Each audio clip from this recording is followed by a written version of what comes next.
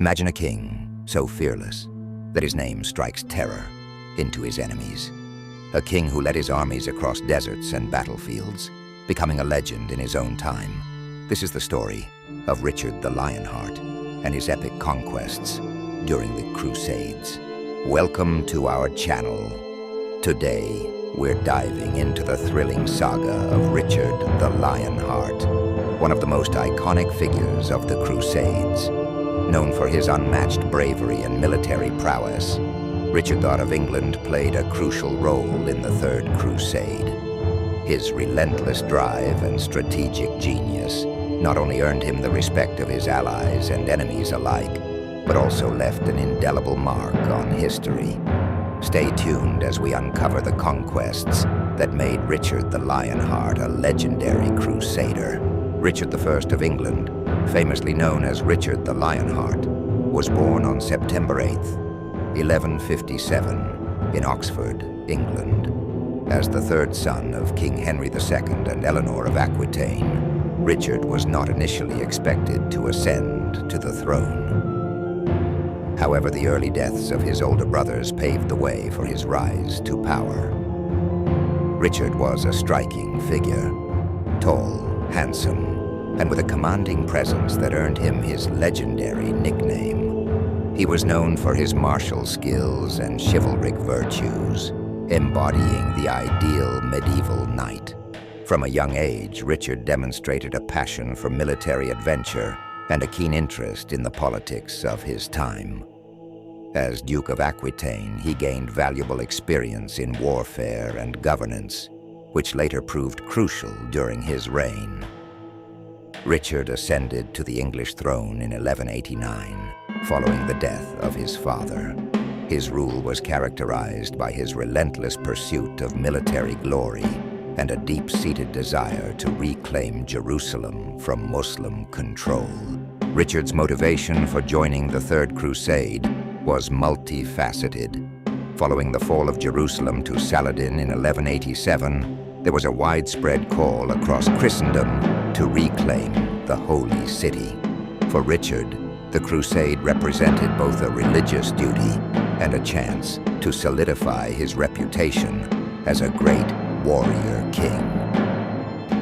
The Crusades also offered a political advantage, allowing Richard to unify his often fractious vassals and direct their energies towards a common cause. Additionally, the opportunity to secure his place in history and to gain immense personal honor and prestige was an irresistible lure for the ambitious king. With these motivations driving him, Richard embarked on the Third Crusade with a determination that would lead him into some of the most famous battles and negotiations of his career, cementing his legacy as one of the most formidable leaders of the medieval world. The Third Crusade, launched in response to the capture of Jerusalem by Saladin in 1187, aimed to reclaim the Holy City for Christendom and restore the Christian states in the Levant. The crusade was marked by a series of significant battles, sieges, and diplomatic maneuvers, with the ultimate goal of reversing the losses suffered by the Christian forces. The expedition was led by three of the most powerful monarchs of the time: Richard the Lionheart of England, Philip II of France, and Frederick I Barbarossa of the Holy Roman Empire. Key figures alongside Richard during the Third Crusade included Philip II of France and Frederick I Barbarossa. Philip II, though initially an ally, had a contentious relationship with Richard and ultimately returned to France in 1191, leaving Richard to carry much of the burden of the crusade. Frederick I Barbarossa, the Holy Roman Emperor, had embarked on the crusade with a massive army but tragically drowned in the Salef River in 1190, leading to the dispersion of his forces. Despite these challenges, Richard's determination and military skill kept the Crusade's momentum alive.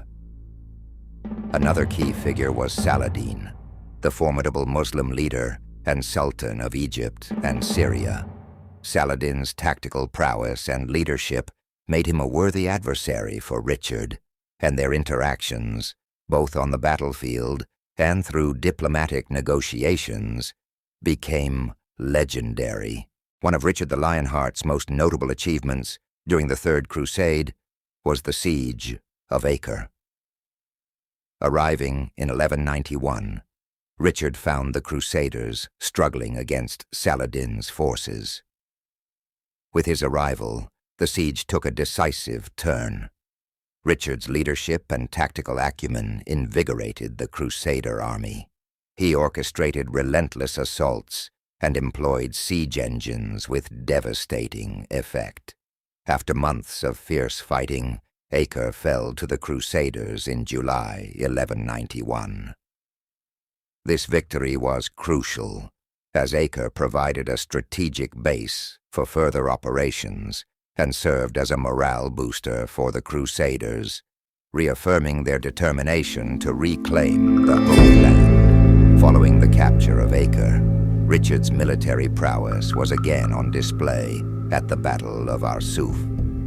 On September 7th, 1191, Richard's forces marched south along the coast towards Jaffa, with Saladin's army harassing them continuously.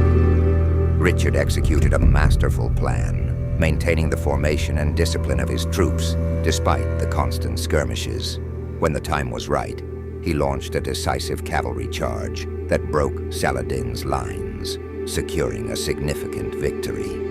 The Battle of Arsuf showcased Richard's strategic brilliance and solidified his reputation as an exceptional military commander. This victory was pivotal in ensuring the Crusaders' continued presence in the region and demonstrated that Saladin's forces could be defeated in open battle. Despite his victories, Richard recognized that a complete military conquest of Jerusalem was unlikely. Thus, he turned to diplomacy.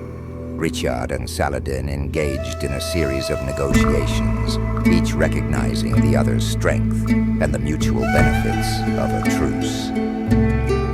These negotiations were marked by mutual respect and pragmatic considerations. In 1192, they reached an agreement known as the Treaty of Jaffa. The truce allowed Christians to maintain control of the coastal cities and guaranteed safe passage for pilgrims to Jerusalem, which remained under Muslim control. While the Crusaders did not achieve their ultimate goal of recapturing Jerusalem, the treaty ensured a period of relative peace and stability, and Richard's ability to negotiate with Saladin was seen as a diplomatic success. After concluding the Treaty of Jaffa in 1192, Richard the Lionheart began his journey back to England. His return, however, was fraught with peril. While traveling through Europe incognito to avoid his enemies, Richard was captured by Duke Leopold of Austria and subsequently handed over to the Holy Roman Emperor, Henry VI. Richard's imprisonment lasted over a year, during which time a hefty ransom was demanded for his release. The enormous sum required placed a significant financial burden on England, but Richard's eventual release in 1194 was greeted with widespread relief and joy. Back in England, Richard faced the challenge of reasserting his authority over his kingdom, which had been under the administration of his brother John and their mother, Eleanor of Aquitaine. Despite his prolonged absence, Richard quickly regained control and focused on strengthening his realm. He spent the remainder of his reign defending his territories in France, where he continued to display his formidable military skills until his death in 1199 from an infected wound sustained during a siege. Richard the Lionheart's legacy is a tapestry of remarkable military conquests, diplomatic acumen, and legendary heroism.